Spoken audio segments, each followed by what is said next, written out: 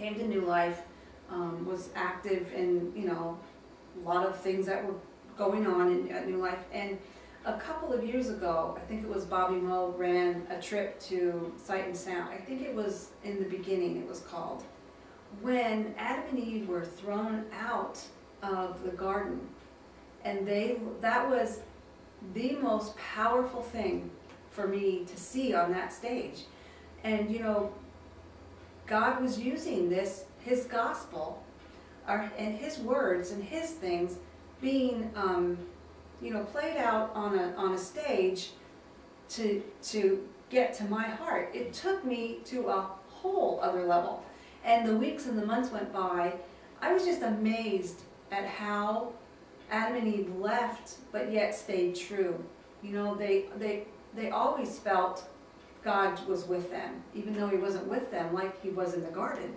And that was just amazing for some reason. That just jumped in my heart, blew it apart, and I really have grown leaps and bounds in my heart for God since that show. The gift of faith that he's given me, that came with that, and then of course the growth that came with you know, reading more about Adam and Eve and the Garden of Eden and leaving the garden and their faith after the garden and kind of the things that happened after that.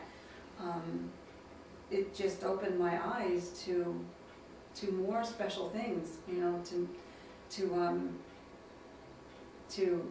more things that God was, you know, always maybe trying to say, but, you know, picking the right time to open my ears to hear it, I guess, or something, I don't know. But he promises that he'll always be with us. And I think that has been the single most exciting and most wonderful aha moment, was when I realized that he's always with me. And if he's taking that time to always be with me, I've got to share that. He's always with somebody else, you know? I love the gospel. I'm working on knowing it better, keeping those promises in my God heart and in my head all the time. But it's definitely a process. You learn the gospel. You stay with it, because you can't just read the gospel one time and know it. It's something that it's a connection with God. It's a gift from him. So you need to be in it and know it. You need to love it. You know things, you know, like cognitively with your head.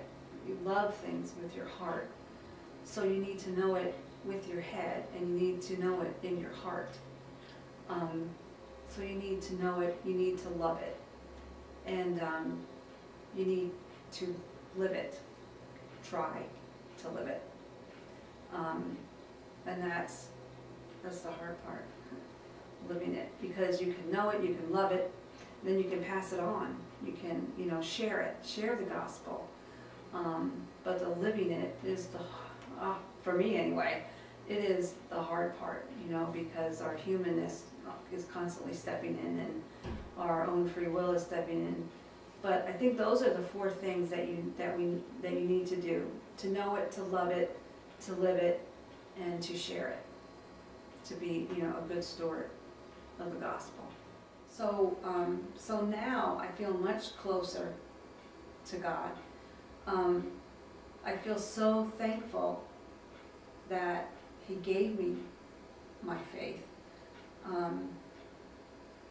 Without it, nothing would mean anything.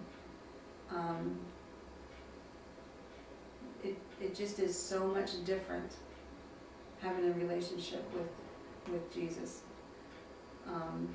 Everything is different. Everything is brighter.